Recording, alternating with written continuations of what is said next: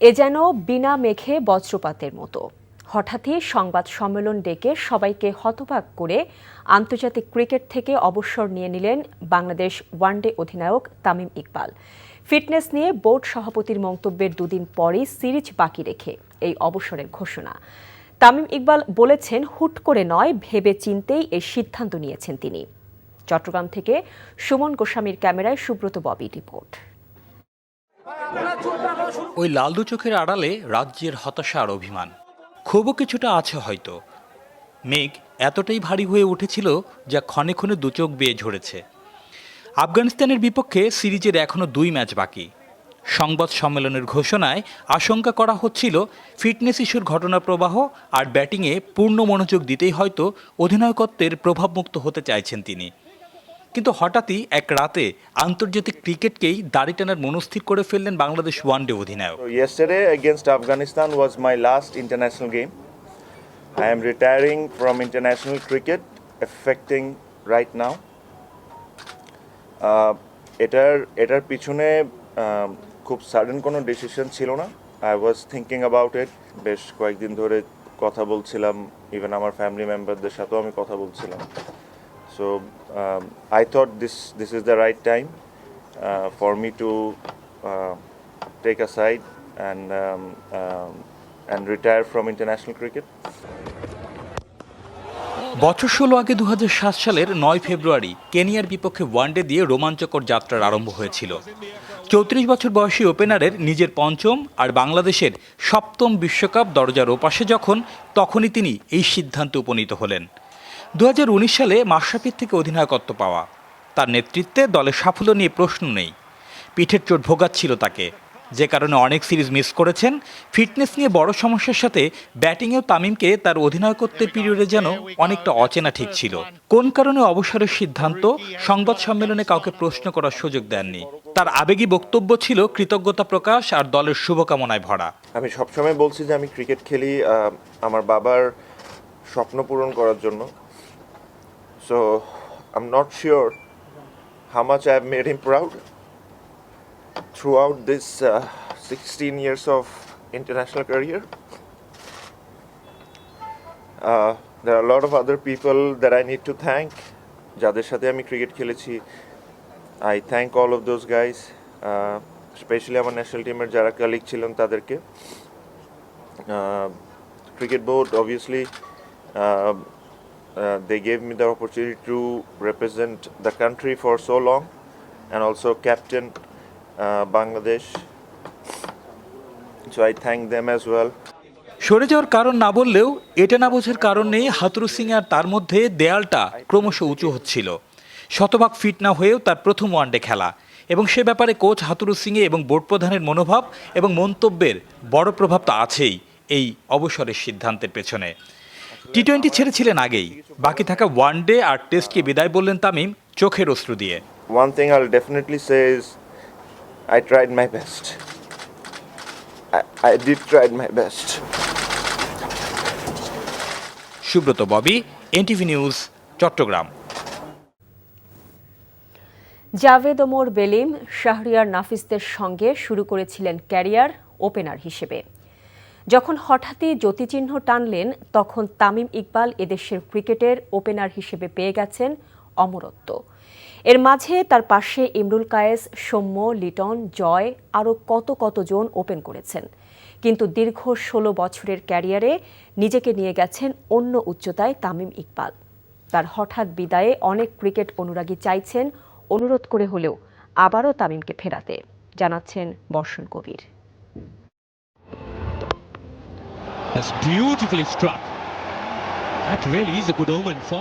এই বার্তা ছিল অসম সাহসের। বাংলাদেশি ব্যাটাররাও যে পারেন তার বড় প্রতিফলন দেখা গেছে 16 বছরের তামিমের সাহসী ব্যাটে। সময়কাল তখন 2007 সাল। বল পুরনো না করে সেটাকেও যে পেটানো যায় জয়সূরিয়া, গিলক্রিস্টদের মতো, সেটা তামিমের আগে ওপেনিংয়ে কেউ সফলভাবে করতে পারেননি বাংলাদেশের হয়ে। একসময় দর্শকরাও আদর করে তাকে ডাকতে থাকেন বুম বুম তামিম নামে। ক্যারিবীয় বিশ্বকাপে নিজের অস্তিত্বের জানান দিয়েছিলেন। দিনে দিনে নিজেকে নিয়ে গেছেন অন্যতম সেরা ব্যাটারের তালিকায়। 2010 সালটা তো ছিল তার জন্য অসাধারণ। লর্ডসের অনার্স বোর্ডে প্রথম কোনো বাংলাদেশির নাম উঠল তার শতকের মধ্য দিয়ে। বিলেতে এর আগে টেস্টে শতক করা কোনো ব্যাটার দেখেনি বাংলাদেশ। চট্টগ্রামের কাজীর দেউরির ইকবাল খানের ছোট ছেলে তামিম ইকবালের বড় ভাই নাফিজ ইকবাল ততদিনে জাতীয় দলের পরিচিত মুখ। দুই ভাইয়ের বাংলাদেশের হয়ে ওপেন করার স্বপ্নটা পূরণ হয়নি কখনো, কিন্তু বাবার স্বপ্ন পূরণে তামিম একা হেঁটেছেন অনেকটাই। সেই হাঁটা শেষ হলো 6ই জুলাই। যখন বিদায় বলে দিলেন তখন দেশের হয়ে আন্তর্জাতিক ক্রিকেটে সবচেয়ে রান বেশি ব্যাটারের নাম তার। ওয়ানডেতে 8,000 ক্লাবে একমাত্র প্রতিনিধি তিনি। টেস্টে 5,000 রান পূরণ করেছেন, ওয়ানডেতে 10,000 করার স্বপ্নও দেখছিলেন, সেটা পূরণ হয়নি। সময় গড়ানোর সঙ্গে সঙ্গে পরিবর্তন এসেছে তার ব্যাটিংয়ে। 2015 সাল থেকে নিজেকে আগ্রাসী চরিত্র থেকে সরিয়ে এনে ইনিংস বড় করায় মনোযোগ দিয়েছেন।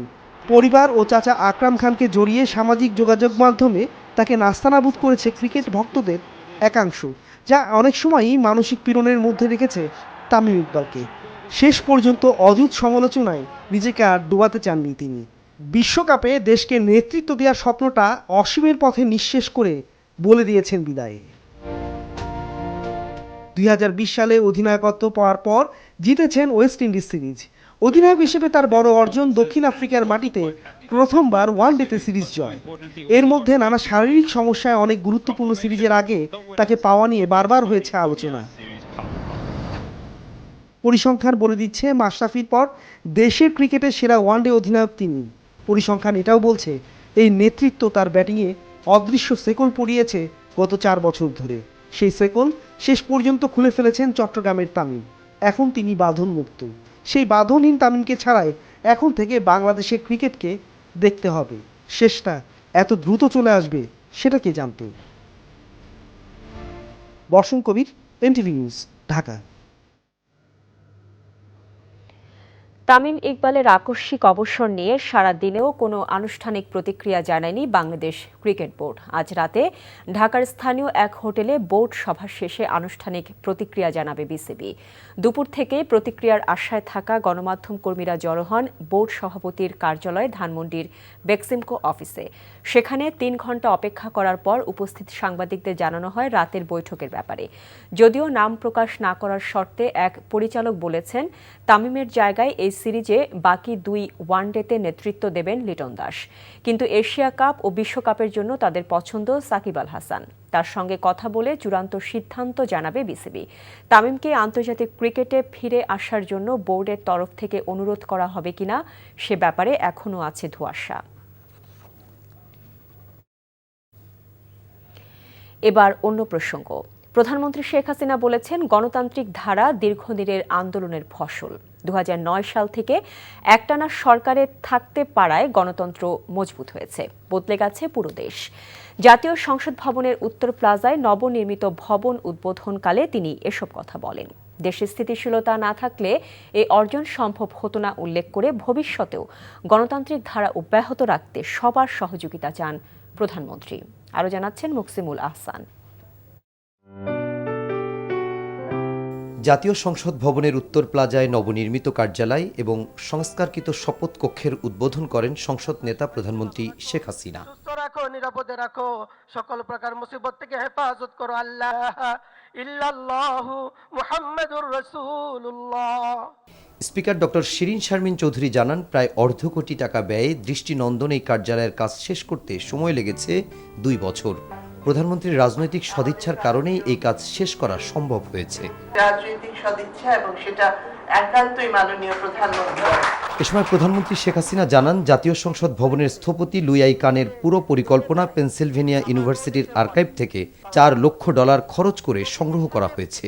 আর ওই মূল পরিকল্পনা ঠিক রেখেই সংসদের প্রয়োজনীয় সংস্কার এবং সংযোজন করা হচ্ছে বলেও জানান সংসদ নেতা। স্মার্ট বাংলাদেশ আমরা ঘোষণা দিয়েছি, তো স্মার্ট বাংলাদেশের জন্য স্মার্ট অফিস দরকার। আজকে আমাদের পার্লামেন্ট থেকে যে যাত্রা শুরু, যেটা স্মার্ট অফিস হিসেবে তৈরি হয়েছে। একই সঙ্গে প্রধানমন্ত্রী জানান 2009 সালের শুরুতে বর্তমান সরকার ক্ষমতা গ্রহণের সময় সংসদের ভেতরের অনেক কিছুই ছিল ভাঙাচুরা, সেগুলো সবই পর্যায়ক্রমে সংস্কার করা হচ্ছে জানিয়ে সরকার প্রধান বলেন বর্তমান সরকারের ধারাবাহিকতার কারণে শুধু সংসদ নয়, সুফল পাচ্ছে গোটা দেশ। আমাদের এই গণতান্ত্রিক ধারাটা কিন্তু দীর্ঘ সংগ্রামের ফসল, এটা সবাইকে মাথায় রাখতে হবে, এটা একদিনে আসেনি। কাজেই বারবারই আমাদের দেশে নানা রকম সমস্যা সৃষ্টি হয়েছে, কিন্তু সেই 2009 সরকার গঠন করার পর থেকে যে একটানা আমরা সরকারে থাকতে পেরেছি, পাশাপাশি আমাদের মানে এই যে গণতান্ত্রিক ধারাটাকে মজবুত করতে পেরেছি বলেই কিন্তু আজকে পার্লামেন্ট ভবন না, সারা দেশটাই কিন্তু বদলে গেছে। আল্লাহর কাছে দোয়া করেন যে বাংলাদেশের জন্য গণতান্ত্রিক ধারাটা অব্যাহত থাকে। এই গণতান্ত্রিক ধারা অব্যাহত আছে বলেই না আজকে আমরা বাংলাদেশ উন্নত করতে পেরেছি, এখন উন্নয়নশীল দেশের মর্যাদাও পেয়েছি। কাজেই এই যদি একটা স্থিতিশীল ধারাবাহিকতা না থাকতো তাহলে এটা কখনো অর্জন করা সম্ভব হতো না। সংসদের লাইব্রেরি উন্নত করা হচ্ছে জানিয়ে প্রধানমন্ত্রী বলেন, সংসদের ডিজিটাল সিস্টেম চালু করা হবে যেন এখানে বসেই পৃথিবীর যে কোনো দেশের সংসদের সাথে যোগাযোগ করা যায়। একই সঙ্গে তিনি জানান, আগামী 2-3 মাসের মধ্যে জাতীয় সংসদে বঙ্গবন্ধু এবং বাংলাদেশের মুক্তিযুদ্ধের ওপর আর্কাইভ স্থাপন করা হবে। Muksimul Ahsan, NTV news, Dhaka. আপু, আপনিও মাঠে বসে মেসিদের দেখার সুযোগ ছাড়ে কেউ? দেখা হবে মাঠে। পেমেন্টের উন্মাদনা এখন বিকাশে। সর্বোচ্চ পেমেন্টে পেয়ে যান ভ্রমণ খরচ সহ আর্জেন্টিনার ম্যাচ টিকেট, সাথে ক্যাশব্যাক আর ডিসকাউন্ট কুপন। সরকারের পদত্যাগের ঘোষণা ছাড়া কোনো ধরনের সংলাপে যাবে না বিএনপি, এমনটা সাফ জানিয়ে দিলেন দলের মহাসচিব মির্জা ফখরুল ইসলাম আলমগীর। বলেছেন, সংলাপ হতে হবে নিরপেক্ষ সরকার ইস্যুতে। শীঘ্রই এক দফার চূড়ান্ত কর্মসূচি ঘোষণার কথাও তিনি জানিয়েছেন। ইমরুল আহসানের রিপোর্ট। 36টি রাজনৈতিক দল বিএনপির সাথে সরকার বিরোধী যুগপৎ আন্দোলন করছে গেল ডিসেম্বর থেকে। চূড়ান্ত আন্দোলনের রূপরেখা নির্ধারণে দলগুলোর সাথে ফের আলোচনা শুরু করেছে বিএনপি। তার এই ধারাবাহিকতায় মঙ্গলবার 12 দলীয় জোটের সাথে বৈঠক করে দলটি। লিয়াজু কমিটির এই সভায় এক দফার বিষয়ে একমত হয়েছে দলগুলো। তবে কবে থেকে সেই আন্দোলন শুরু হবে তার দিনক্ষণ এখনও চূড়ান্ত নয়। আমরা আমাদের কর্মসূচিগুলো নিয়ে আলোচনা করেছি, কি হতে পারে সেগুলো নিয়ে আলোচনা করেছি, এবং পরবর্তীতে আপনাদেরকে আবারও আমরা আপনাদের মাধ্যমে জনগণকে আমরা সেই বিষয়গুলো জানাবো। সিদ্ধান্ত একটাই, এক দফা দাবিতে আমরা আন্দোলনটা শুরু করব। কোন দিন শুরু করব, কোন জায়গা থেকে ডাইন পা আগে বাড়াবো প্রথম, তখন আমার ডাইন পাশে কে থাকবে, তখন আমার বাম পাশে কে থাকবে, তখন আমার পিছনে কে থাকবে, এটাই হচ্ছে সিদ্ধান্ত। মির্জা ফখরুল বলেন, নিরপেক্ষ সরকারের অধীনে ভোটে আওয়ামী লীগ ফের ক্ষমতায় আসলে স্বাগত জানাবে বিএনপি। তবে একতরফা কোনো নির্বাচন এবার মেনে নেওয়া হবে না বলে হুঁশিয়ারি দেন তিনি।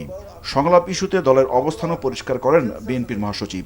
কোনো ফরম্যাটেই এখন সংলাপে যেতে চাই না, যতক্ষণ না এই সরকার ঘোষণা দেবে যে একটা নিরপেক্ষ তত্ত্বাবধায়ক বলেন আর যাই বলেন, নির্দলীয় সরকারের অধীনে নির্বাচন হবে, এই ঘোষণা সরকারকে সবার আগে দিতে হবে এবং পদত্যাগ করেই দিতে হবে। এই ব্যাপার ছাড়া কোনো সংলাপের প্রশ্নই উঠবে না। ক্ষমতায় থেকে নির্বাচন করবেন আর বলছেন যে আমরা সব ত্যাগ স্বীকার করবো, সেটা তো ত্যাগ নয়, সেটা কি সেটা আপনারা ভালো বুঝবেন। আলাদা সংবাদ সম্মেলনে সংশোধিত আরপিওর সমালোচনা করেন রিজভী আহমেদ। যেখানে দেশি বিদেশি সকল মহলের পক্ষ থেকে আসন্ন জাতীয় সংসদ নির্বাচন অবাধ সুষ্ঠু করার জোর দাবি উঠেছে, সেখানে নির্বাচন কমিশনের বিদ্যমান ক্ষমতা কেড়ে নিয়ে সরকার আরও জোরালোভাবে একতরফা নির্বাচনের দিকে এগিয়ে যাচ্ছে। নির্বাচন কমিশন পুনর্গঠন হলেও যাতে কিছু করতে না পারে, সেজন্য এই রক্ষা কবচ।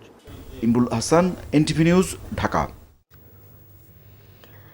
নির্বাচন বিরোধী অবস্থান থেকে বিএনপি নির্বাচনকে ভোটার শূন্য করার নানামুখী ষড়যন্ত্র ও অপতৎপরতায় লিপ্ত রয়েছে বলে মন্তব্য করেছেন আওয়ামী লীগ সাধারণ সম্পাদক ওবায়দুল কাদের।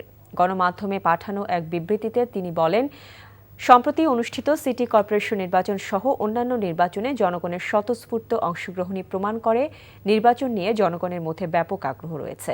জনগণ বিএনপি থেকে মুখ ফিরিয়ে নিয়েছে দাবি করে আওয়ামী লীগ সাধারণ সম্পাদক বলেন, জনবিচ্ছিন্ন বিএনপি জনগণের মুখোমুখি হতে ভয় পায়, তাই তারা নির্বাচন বিরোধী অবস্থান থেকে নানামুখী ষড়যন্ত্র ও অপতৎপরতায় লিপ্ত রয়েছে। বিএনপি তাদের জনসমর্থনহীনতার ভীতি থেকে নির্বাচন নিয়ে বিভ্রান্তিকর এবং অযৌক্তিক অপপ্রচার চালাচ্ছে বলেও অভিযোগ করেন ওবায়দুল কাদের। রাজধানী জুড়ে ডেঙ্গু পরিস্থিতির ক্রমশই অবনতি হচ্ছে। হাসপাতালগুলোতে বাড়ছে রোগীর সংখ্যা। বৃহস্পতিবারও অনেক রোগী ভর্তি হয়েছে বিভিন্ন হাসপাতালে। এদিকে আগামী রোববার থেকে স্কুল খুলছে। ডেঙ্গু প্রতিরোধে রাজধানীর স্কুলগুলো পরিষ্কার পরিচ্ছন্ন করা হয়েছে। এদিকে আজ ডেঙ্গুতে আক্রান্ত হয়ে ঢাকা মেডিকেলে চিকিৎসাধীন অবস্থায় মোহাম্মদ মিমরাজ ও মোসাম্মদ করিমনের মৃত্যু হয়েছে। সবশেষ 24 ঘন্টায় 661 জন ডেঙ্গু রোগী হাসপাতালে ভর্তি হয়েছেন বলে জানিয়েছে স্বাস্থ্য অধিদপ্তর। এস এম আতিকের রিপোর্ট। রাজধানীর হলি ফ্যামিলি রেড ক্রিসেন্ট হাসপাতাল। ডেঙ্গু জ্বরের চিকিৎসার জন্য অনেকেই আসেন এখানে।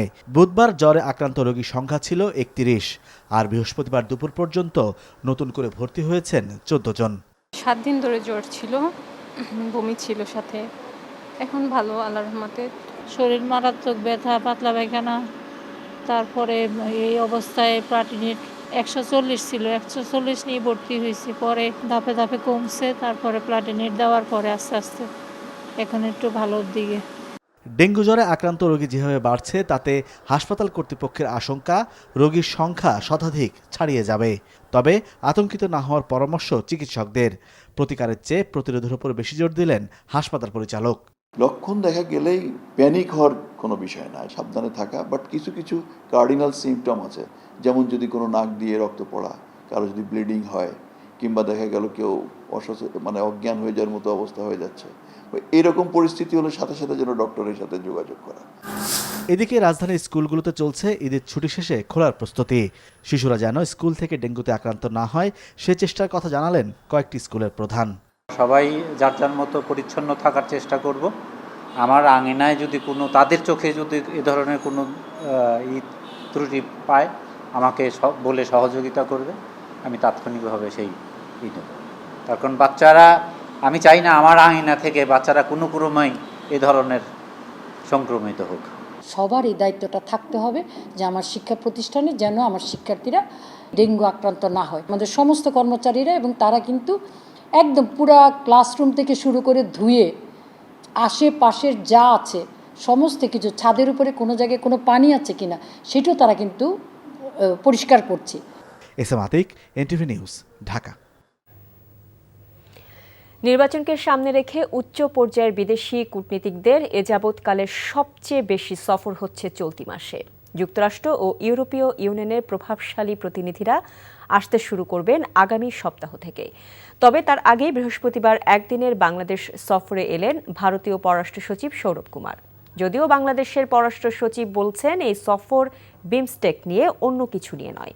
আশিকুর রহমান চৌধুরীর রিপোর্ট।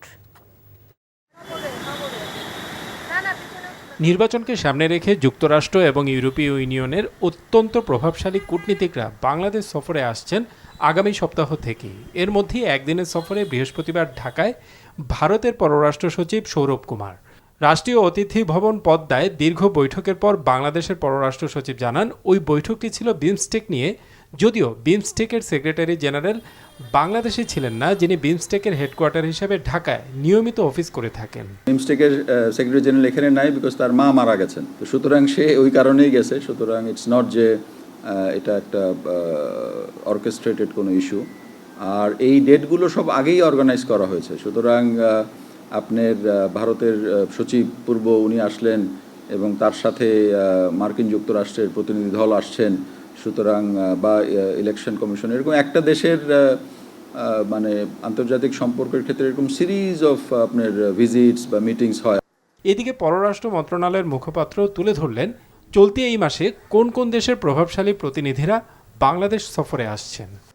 আগামী 11 থেকে 14 জুলাই 2023 তারিখ যুক্তরাষ্ট্রের under secretary for civilian security, democracy and human rights miss উজরা Zia Bangladesh সফর করবেন। নির্বাচন কমিশনের আমন্ত্রণের প্রেক্ষিতে ইউএর 6 সদস্য বিশিষ্ট একটি ইলেকশন এক্সপ্লোরেটরি মিশন বা অনুসন্ধানী অগ্রগামী দল আগামী 8 থেকে 23 জুলাই 2023 তারিখে বাংলাদেশ সফর করবে। মানবাধিকার বিষয়ক ইউর বিশেষ প্রতিনিধি his excellency mister Eamon Gilmore জুলাই মাসের শেষ সপ্তাহে বাংলাদেশ সফর করবেন বলে আশা করা যাচ্ছে। নির্বাচনকে সামনে রেখে এসব সফরকে অত্যন্ত গুরুত্বের সাথে বিবেচনা করা হচ্ছে কূটনীতি মহলে। Ashikur Rahman Chowdhury, NTV news, Dhaka. আইএমএফের কাছ থেকে নেয়া ঋণ 2 মাসের রেমিটেন্সের সমান জানিয়ে অর্থমন্ত্রী আহম মোস্তফা কামাল বলেছেন, এই অর্থ শোধ করা বাংলাদেশের জন্য কোনো ব্যাপার নয়।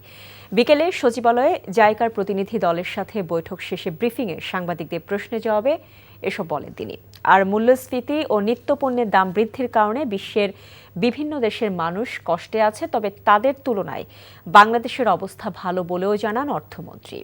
রিপোর্ট করছেন রকুনুদ্দিন।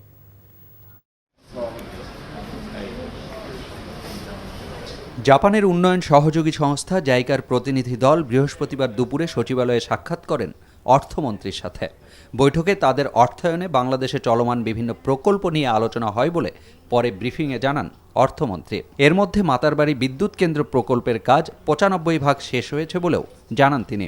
এ সময় মন্ত্রীর কাছে প্রশ্ন ছিল বর্তমান বাস্তবতায় আইএমএফের কাছ থেকে নেয়া $470 কোটি ঋণ শোধ করা প্রসঙ্গে। আইএমএফ যে লোন দিছে এটা আমরা এই যে কয়েকজন আছেন এখানে আমরা নিজেরাই শোধ দিতে পারবো।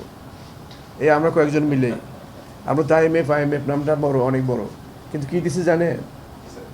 রিমিটেন্স যেটা আমরা পাই 2 মাসের রিমিটেন্সের পরিমাণ, 2 মাসের রিমিটেন্স এটা আমাদের লোন। এছাড়া বাজারে নিত্য প্রয়োজনীয় পণ্যের লাগামহীন দাম, মূল্যস্ফীতি সহ বর্তমান অর্থনীতির হালচাল নিয়েও কথা বলেন অর্থমন্ত্রী। 12.3% ছিল, আমরা শুরু করেছিলাম, তো শুরু যা করেছে এর থেকে তো বাড়ে নাই। তো এখন কি তাহলে মানুষকে কেউ না খেয়ে আছে? দেখেন আমরা ইনফ্লেশনটা শুধু টাকার অঙ্ক দিয়ে আমরা এটাকে কমাচ্ছি না। আমরা সোশ্যাল প্রোটেকশন মেজার কতগুলো মেজার 1,26,000 কোটি টাকা। সাধারণ মানুষ কষ্ট হচ্ছে সারা পৃথিবীতে, আমরা পৃথিবীর বাইরে না, আর আমাদের হাতে কিছু করার নাই। আমাদের হাতে যা আছে আমরা তা দিয়ে আমাদের যা সামর্থ্য সেটা আমরা উন্নয়ন ব্যবহার করছি, এবং এতে করে ভালো অবস্থানে আছে। আর বৈঠকে প্রযুক্তি সংশ্লিষ্ট প্রকল্পে আগামীতেও সহযোগিতা করতে জাইকার প্রতিনিধি দল আগ্রহ জানিয়েছে বলে জানান অর্থমন্ত্রী। Rokunuddin, NTV news, Dhaka. আমদানির পরও দাম কমেনি কাঁচামরিচের। খুচরা বাজারে প্রতি কেজি কাঁচামরিচ বিক্রি হচ্ছে 500 থেকে 600 টাকা দরে। সিন্ডিকেট করে অনেক ব্যবসায়ী কাঁচামরিচ বিক্রি বন্ধ করে দিয়েছেন বলে অভিযোগ ক্রেতাদের। ঈদের ছুটির পর গতকাল থেকে আবারও শুরু হয়েছে ভারত থেকে কাঁচামরিচ আমদানি। বিস্তারিত জীবন আহমেদের ডেস্ক রিপোর্টে। হঠাৎ করে অস্থির হয়ে ওঠে কাঁচামরিচের বাজার। ঈদের আগে 500 টাকা থেকে লাফে হাজারের কোটায় চলে যায় এর দাম। বিক্রেতারা নানা অজুহাত দেখানোর পর বাধ্য হয়ে ভারত থেকে কাঁচামরিচ আমদানির অনুমতি দেয় সরকার। এরপরে কমে যায় মরিচের দাম। ঈদের ছুটিতে আমদানি বন্ধ থাকায় আবারও বাড়ানো হয়েছে কাঁচামরিচের দাম। ঝিনাইদহে প্রতি কেজি কাঁচামরিচ বিক্রি হচ্ছে 500 থেকে 520 টাকা দরে। বিক্রেতারা বলছেন এবছর বৈরী আবহাওয়ার কারণে মরিচের উৎপাদন কম হয়েছে, তাই বাজার চড়া। আমদানি করা মরিচের প্রভাব পড়তে আরও সময় লাগবে বলে জানান বিক্রেতারা। 490 টাকা কিনা পাইকারি, আর বেশি আছে 130 টাকা পোয়া। গাছে ফললে এই কারণে দাম বেশি। নাটোরে পাইকারি বাজারে প্রতি কেজি কাঁচামরিচ বিক্রি হচ্ছে 220 থেকে 320 টাকা দরে। খুচরা বাজারে তা বিক্রি হচ্ছে 320 টাকা থেকে 400 টাকা পর্যন্ত। চুয়াডাঙ্গার বাজারে কাঁচামরিচ পাইকারি 400 থেকে 420 টাকা এবং খুচরা বাজারে 460 থেকে 500 টাকা পর্যন্ত বিক্রি হচ্ছে। গতকাল পাইকারি বাজারে 300 এবং খুচরা বাজারে 400 টাকা কেজি দরে বিক্রি হয়েছিল কাঁচামরিচ। চট্টগ্রামেও বেড়েছে কাঁচামরিচের দাম। খুচরা বাজারে বিক্রি হচ্ছে 600 টাকা কেজি দরে। ঈদের আগে আমদানির পর কাঁচামরিচ বিক্রি করা হয় 300 টাকা দরে। খুচরা তো দেখলাম বদদারটা 580 টাকা করে বলছে আমাকে। ওই মরিচটা যদি বাজারে আসে আড়তদাররা পায়, তাহলে মরিচের বাজারটা নিম্নমুখী হওয়ার সম্ভাবনা আছে। রাজশাহীতে খুচরা বাজারে কাঁচামরিচ বিক্রি হচ্ছে 400 থেকে 500 টাকা দরে। বাজারে ভোক্তা অধিকার সংরক্ষণের অভিযান ও জরিমানার কারণে অনেক বিক্রেতা কাঁচামরিচ বিক্রি বন্ধ করে দিয়েছে। এদিকে ঈদের কয়েকদিন বন্ধ থাকার পর হিলিস্থল বন্দর দিয়ে আবারও কাঁচামরিচ আমদানি শুরু হয়েছে। জীবন আহমেদ, এনটিভি নিউজ ডেস্ক।